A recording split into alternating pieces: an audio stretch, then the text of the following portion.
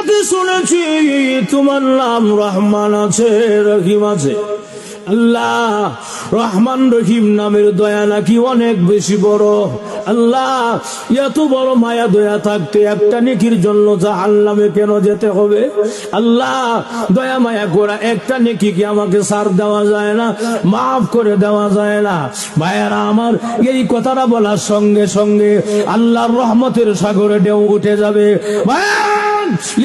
আল্লাহ রাব্বুল আলামিন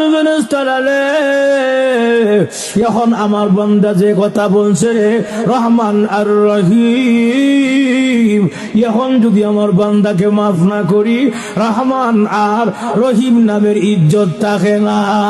সুবহানাল্লাহ।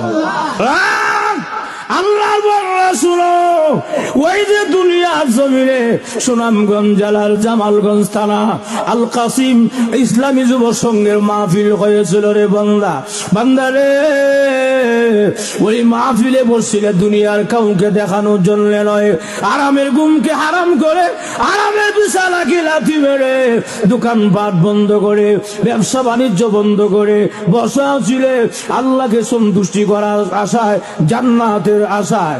আরে বান্দা, ওই মাহফিলে বসাকে পছন্দ করে মহান আল্লাহ তোমাকে বিশাল বড় নেকের পাহাড় দান করেছে। আল্লাহ, এই মাহফিল গুলো তুমি আগে জানতাম না, মাইকের আওয়াজ তোমার কানে আইছিল, আমি ঘুমাই গেছিলাম, মোবাইল চালাইছিলাম। আই লাভ ইউ, কথা বলা আছে না নাই ভাইয়ার আমার? তখন বান্দা আফসোস করো করে কি বলবে? আল্লাহ আরেক আয়াতে নিজে আলোচনা করেন, সুবহানাল্লাহ। وقالوا لو كنا نسمع أو نعقل ما كنا في أصحاب السعير।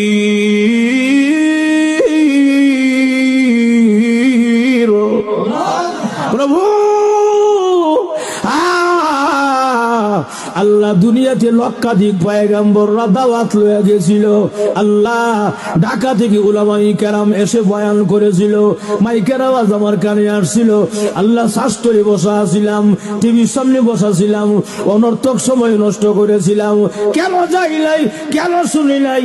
লাউ কুন্না নাসমাউ, ওই দিন যদি লক্ষাধিক উলামায়ে কেরামের কথা কান দিয়া শুনতাম, আসমাউ নাসমাউ জমা মুতাকাল্লিমের সিগা, ওই দিন যদি কান দিয়া শুনতাম, আও না কিলো আকিলো না কিলো সব জমুতাকাল্লিমের সিগা, ওই দিন যদি মাথা ব্রেন দিয়া বুঝতাম, অনুধাবন করতাম উলামায়ে কেরাম কেন বলেছিল, কি জন্য বলেছিল, ওই দিন যদি বুঝতাম, মা কুন্না ফি আসহাবিস সাঈর।